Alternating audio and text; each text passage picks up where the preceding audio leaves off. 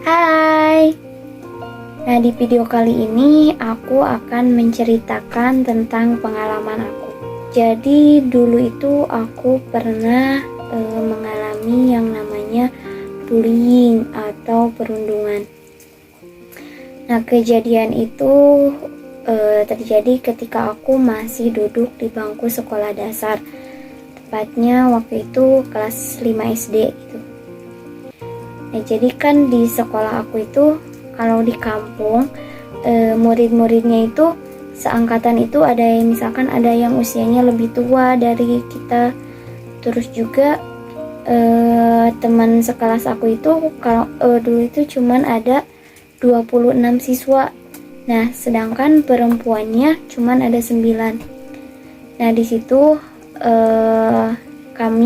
aku gitu selaku perempuan yang sering gitu mendapatkan bullying dari teman-teman lelaki saya. Nah, ada beberapa kejadian yang aku masih ingat sampai ya sekarang. Nah, yang pertama, jadi dulu itu kan di ruangan kelas itu di belakangnya itu ada lapang kayak tenis meja gitu kan ya. Nah, teman-teman lelaki aku itu sering main bola tenis di situ. Nah, mereka, aku ingat banget, mereka pernah ngelemparin bola tenis itu ke badan aku. Nah, terus itu sampai beberapa kali dan keras banget. Aku itu sampai pura-pura tidur, padahal sebenarnya itu tuh nangis. Asli aku tuh benar-benar gak bisa berkata apa-apa lagi gitu. Kalau mau ngelawan juga, mereka kan lebih laki-laki, terus badan mereka juga besar-besar gitu. Aku gak berani gitu ya, cuman diem aja gitu di bangku. Terus yang perempuan lain juga sama, mereka gak bisa ngapa-ngapain, soalnya mereka juga sama gitu dipukulin sama bola tenis yang kecil itu.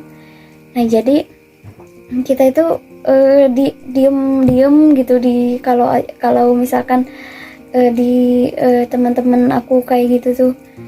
Nah, sebenarnya ada sih guru gitu yang sering lewat gitu ke depan kelas. Cuman yang aku paling kesel gitu tapi bukan salah itu juga sih. Aku tuh kesel gitu kenapa guru-guru itu cuek gitu, terus mereka cuman kayak ngeliatin kita itu kayak lagi bermain atau bercandaan biasa, padahal kita itu sebenarnya kesakitan gitu, sedang ada masalah, tapi kok guru-gurunya nganggapnya hal yang wajar gitu. Itu yang pertama. Terus ada juga kejadian yang kedua, yaitu aku tuh pernah sampai jilbab aku itu dibuka, terus rambut aku juga diacak-acakin. Aku tuh itu benar-benar sampai mereka itu ya tertawa kayak bercanda aja gitu. Terus aku misalkan aku marah-marah kayak gak terima itu ya, mereka anggap aku gak kenapa-napa, padahal sebenarnya aku tuh sakit hati gitu, pengen nangis tapi masih malu gitu ya. Itu sih ya aku cuman bisa ya udah diem aja. Nah, terus ada satu kejadian lagi, yaitu aku pernah dikunci di ruangan kelas gitu waktu sepulang sekolah.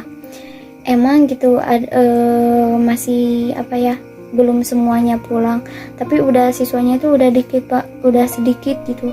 Dan aku itu benar-benar dikunci di ruangan kelas itu. Jadi aku tuh benar-benar nangis, terus aku tuh udah gak bisa berkata apa-apa lagi. Ya, aku tuh pas pulang ya, aku udah, kalau dulu kan aku gak berani gitu bilang sama orang tua, malu juga, takutnya dianggap apaan sih, cuman gitu doang gitu. Padahal aku tuh benar-benar takut gitu, benar-benar merasa takut aja gitu. Nah, untuk kejadian yang terakhir itu pas aku dikunci di ruangan kelas itu, aku udah gak kuat lagi. Jadi aku bilang gitu sama ibu aku. Nah, dari situ ibu aku ya bertindak gitu, bilang ke sekolah ya, misalkan aku punya masalah ini. Nah, setelah kejadian itu ya akhirnya mereka-mereka yang ngebully aku tuh gak bisa apa-apa lagi. Mereka dikasih hukuman gitu sama pihak sekolah.